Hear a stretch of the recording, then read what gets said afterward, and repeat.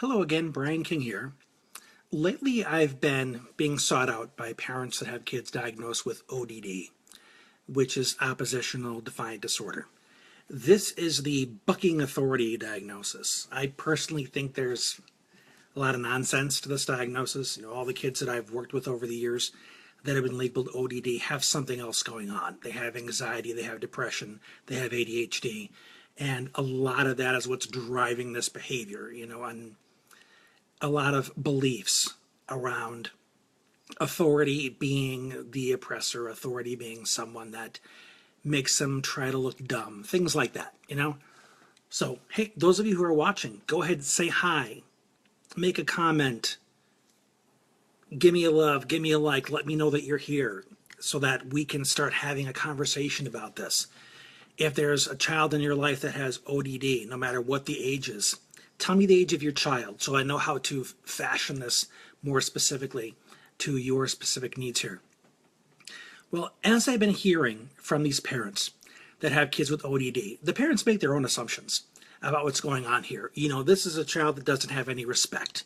This is a child who thinks they don't need anyone. A lot of assumptions going both ways. And the child with O.D.D assuming that, the teacher doesn't really care, my parents don't understand me, and there's a lot of these beliefs getting built up on both sides that increase the disconnect between the two.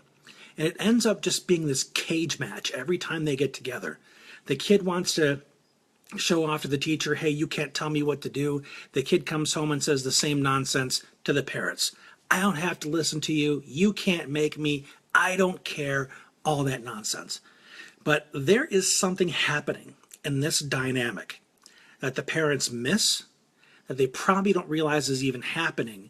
And it's the very thing they can point out to their child with O.D.D that could really turn the child's thinking completely on its head. Because here's where the child is coming from. The child believes that adults are trying to take power from them by telling them what to do.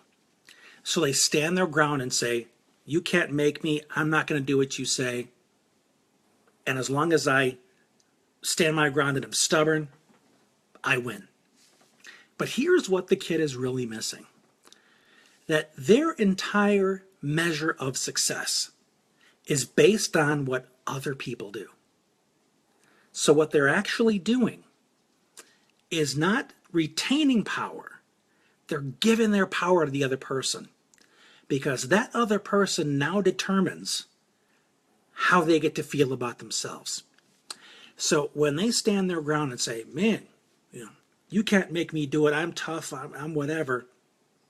In order for them to feel successful, that person needs to back down. So who has the power? The other person has the power. Whether it's the teacher, the older sibling, the parent, whatever it is. So you can say to your child who's trying to exercise their authority and their power, you can say, you're giving me a lot of power right now because it seems that you want me to react the way you want me to so you can feel happy. But what if I want to feel happy? No, I think I'm going to go with my choice here. I think I'm going to decide to be happy. Now, what are you going to do? So one thing that really needs to be restored here in this dynamic is this child's capacity to choose and realize that it isn't just a matter of me win, you lose.